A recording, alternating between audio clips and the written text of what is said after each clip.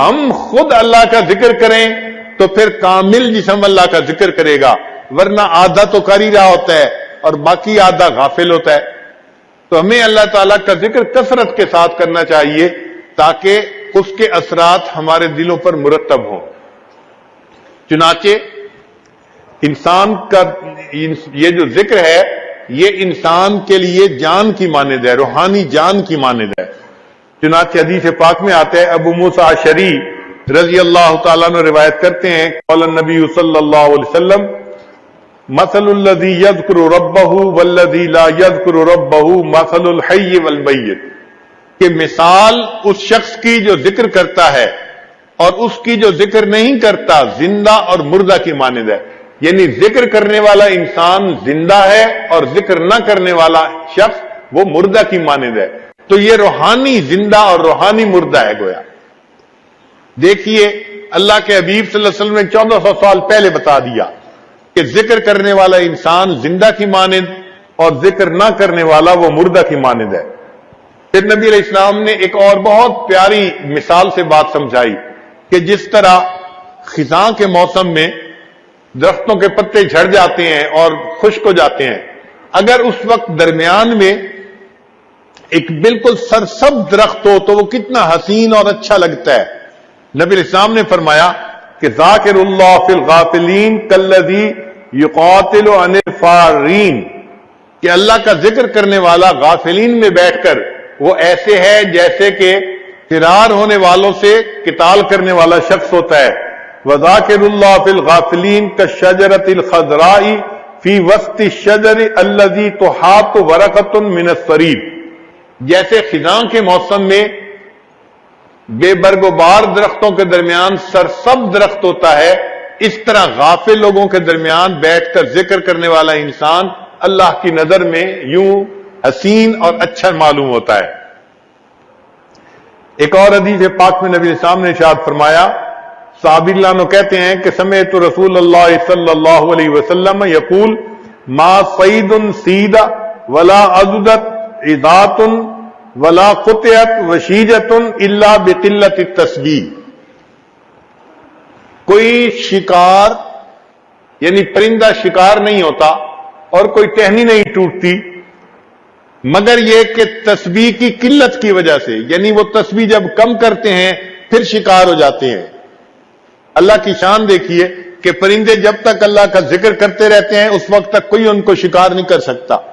جب ذکر میں کوتاہی ہوتی ہے، کمی ہوتی ہے، تو اس وقت ان کو گویا موت دے دی جاتی ہے۔ ابو الدرداء رضی اللہ عنہ روایت کرتے ہیں، ما اخذ طائر ولا حوت الا بتضییع التسبیح، کوئی پرندہ نہیں پکڑا جاتا، کوئی مچھلی نہیں پکڑی جاتی مگر جب وہ تسبیح کو ضائع کرتی ہے، یعنی اللہ کا ذکر کم کرتی ہے، اس وقت اس کو پکڑ لیا جاتا ہے۔ انس رضی اللہ عنہ ایک حدیث پاک روایت کرتے ہیں، آجال البہائم کلھا وخشاش الارض فی التسبیح، کہ جو بہائم ہیں، جانور ہیں، ان کی جو زندگیاں ہیں اس کا تعلق ان کی تسبیح کے ساتھ ہے، اور جو زمین کے کیڑے ہیں، حشرات الارض ہیں، ان کا تعلق بھی زندگی کا ان کی تسبیح کے ساتھ ہے۔ اگر وہ تسبیح کرتے رہتے ہیں تو زندگی لمبی رہتی ہے، جب ذکر میں کمی کرتے ہیں فَإِذَا انْقَضَى تَسْبِيحُهَا قَبَضَ اللَّهُ أَرْوَاحُهَا، جب تسبیح چھوڑ دیتے ہیں اللہ تعالیٰ پھر ان کی روحوں کو قبض کروا دیتے ہیں۔ ایک اور حدیث پاک میں یزید بن مرشد رضی اللہ تعالیٰ عنہ فرماتے ہیں کہ نبی السلام نے فرمایا، لا یصاد شیء من الطیر والحیتان الا بما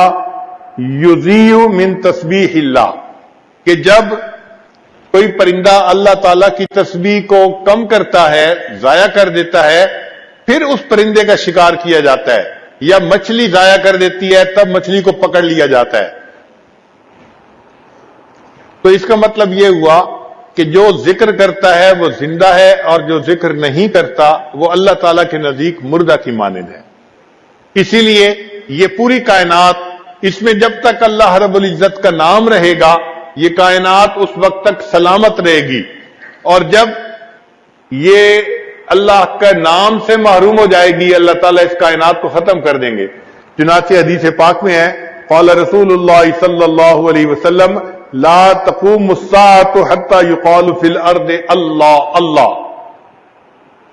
کہ اس وقت تک قیامت قائم نہیں ہو سکتی جب تک کہ زمین میں کوئی ایک بندہ بھی اللہ اللہ کہنے والا ہوگا۔ یہاں ایک نقطہ سمجھنے کی ضرورت ہے کہ قیامت سے بڑی مصیبت اور کوئی نہیں۔ اتنی بڑی مصیبت اس وقت تک نہیں آ سکتی جب تک کہ ایک بندہ بھی اللہ اللہ کہنے والا ہے۔ اور ایک اور حدیث پاک میں ہے کہ اللہ تعالیٰ نے اسرافیل علیہ السلام کو حکم دیا ہے کہ اگر تم دنیا میں کسی بندے کو سنو کہ وہ میرا نام لے رہا ہے تو اس نام کو سننے کے بعد سور کو پھونکنے میں 40 سال کی تاخیر کر دینا۔ تو ایک دفعہ اللہ کا نام لینا قیامت جیسی مصیبت کو اگر 40 سال ٹال دیتا ہے تو جو بندہ روزانہ ہر وقت اللہ کا نام لے گا، اللہ اس سے دنیا کی مصیبتوں کو کیوں نہیں ٹالیں گے۔ آج ہم تعویذوں کے پیچھے بھاگتے ہیں اور عاملوں کے پیچھے بھاگتے ہیں، ہمیں اصل میں سمجھ نہیں آتی کہ کرنے کی کیا ضرورت ہے۔ ہم اپنی زندگی شریعت کے مطابق بنائیں اور جو اذکار ہیں ان کو کریں، اللہ تعالی ہمیں پریشانیوں سے بچائیں گے۔